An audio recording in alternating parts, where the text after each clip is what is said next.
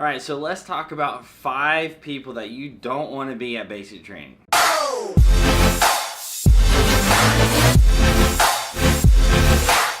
So before I get into this video, I just want to give Andrew Tarnowitz a big shout out for being a first sergeant patron supporter on my Patreon page. If you guys don't know what that is, the link is in the description if you want to check it out or whatever. There's different benefits and everything. But I'm just going to put your name up right here because I hope I don't butcher that.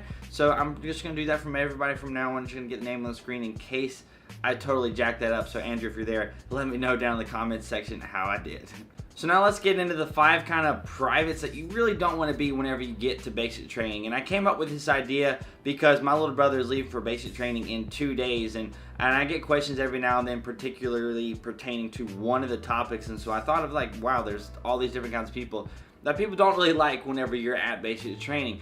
And the first one is drill privates. Drill privates is fairly similar to how it sounds. You go to basic training and you have drill sergeants. Drill sergeants are very strict. You know, they're telling you what to do. They're bossing you around. They're telling you everything, right?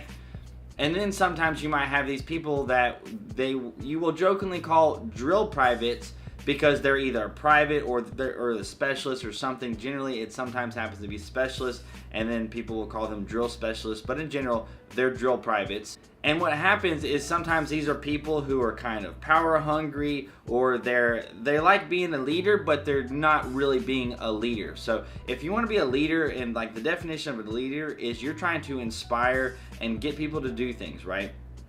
So in a good way, you're trying to get people to do things. But drill privates, they're not really like that. They're really trying to boss people around. A lot of times this happens whenever you have somebody who is in no position really whatsoever, then all of a sudden they become the squad leader, or they become the platoon guide or assistant platoon guide, and they're in a leadership position, and then they just like totally change, right? So they totally change perspectives. They're like mean. They're just not even just telling people, they're just bossing everybody around.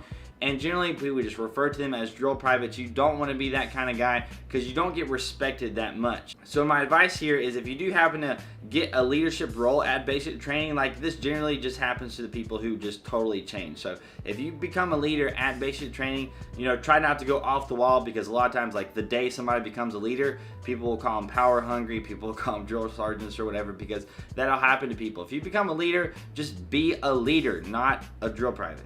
The next person that you don't want to be at basic training, because you're probably going to get hated on a lot for it, is an ROTC know-it-all. And this is exactly what it sounds like. So somebody who has done ROTC before, whether it's JROTC or they've done ROTC in college and they're still wanting to enlist in the military, and they're just an ROTC know-it-all, and you'll hear them all the time, oh, we did this in ROTC, or this is how we did it in ROTC. And from my perspective, from my experience at basic training, like if you do that at basic training, like that's like a surefire way to people just hate on you, and you just be like, you know, shut the heck up, you know, kind of thing, because it'll happen. There'll be some, you know, privates who are like, oh, in, you know, ROTC we did it like this, and maybe they did an Air Force ROTC, and so it's different than the Army. So if you happen to have ROTC experience going through basic training, I generally just I tell you, just keep it on the down low. Don't talk about too much. Obviously, it's going to help you a little bit with just some of the knowledge or lingo or, you know, formation, stuff like that. But try not to be that ROTC know-it-alls, like, oh, this is how we did it, blah, blah, blah. Just like if you know the answer, if you know what to do, just kind of talk about it. Be like, you know, I think this is what we should do or whatever. But don't be like that guy, if you know what I mean. And the next person is somebody that I generally have a problem with. I don't like it whenever I ever hear this from really anybody in general, but it does happen at basic training. And I've made a video kind of talking about this, and that is being that old person who complains all the time about their age, of why they can't do something because, oh, you know, I'm 33 years old and I can't do it like, you know, you 20-year-olds. I personally hate that. I think everybody else hates that. You know, if you're an older person joining the military, try as hard as you can, even if you have, you know, even like, yeah, you probably can't run as fast as you could, obviously, because you're not 20 years old anymore. But it's really annoying when you hear all the time there's these older people who are like in their 30s, or even people who are like, I'm 25. There's people who are like 25 complaining, oh man, I can't run like I was, you know, 18 years old, which is, you know, technically true, but I'm not sitting here complaining of me running 30 seconds slower for my 2-mile time than whenever I was 18 years old. So that kind of person, generally, you just lose a little bit of respect. Like the more you complain and use these excuses and stuff like that whenever you're at basic training and you complain about your age all the time, like people will do that, you just lose a little bit of respect. So you don't want to be that guy who's just complaining all the time about your age.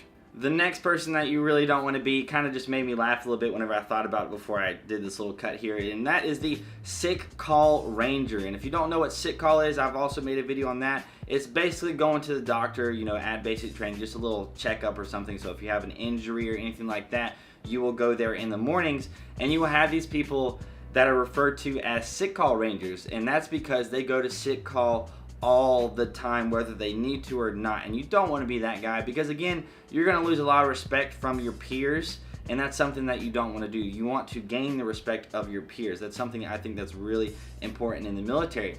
So being a sick call ranger is not the way to go, because what's going to happen when you go to basic training, like 100,000%, this is going to happen to every single one of you and every single one of your platoons. Eventually, people are going to figure out that, hey, I can go to sick call in the mornings and I can miss PT. I don't have to run. I don't have to do the muscle failure day. Like, I don't have to do that. I could just say, I got to go to sick call, which is what you do. You just basically sign up for it, and you go early, like 4 in the morning or something. You go to sick call, and then you'll get to miss PT. Sometimes you won't have to go to breakfast, and it's amazing. And sometimes when you're at basic training, you're going to hear, hey, tomorrow we've got a 3 or a 4 mile run. We're going to do a company run, a battalion run. We're going to do this long run.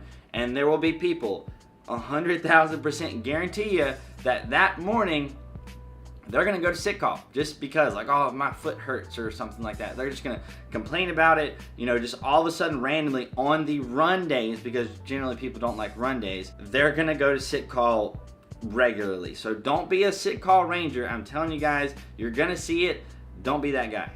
And the last guy that you really don't want to be is that guy who asks stupid questions and asks stupid questions to the drill sergeants repeatedly. And this will happen. You might have 1 or 2 people in your platoon that does this, and it's really annoying, and it could get your platoon smoked. It will piss off your drill sergeants sometimes. If you're that guy who's always asking for mail, and you're asking the drill sergeant, when are we going to get mail? When are we going to get mail? When are we going to get mail? The drill sergeants are going to get eventually pissed off at you, because they're going to tell you, we will give you the mail when we get it, right? But you're still going to have those people who ask that all the time.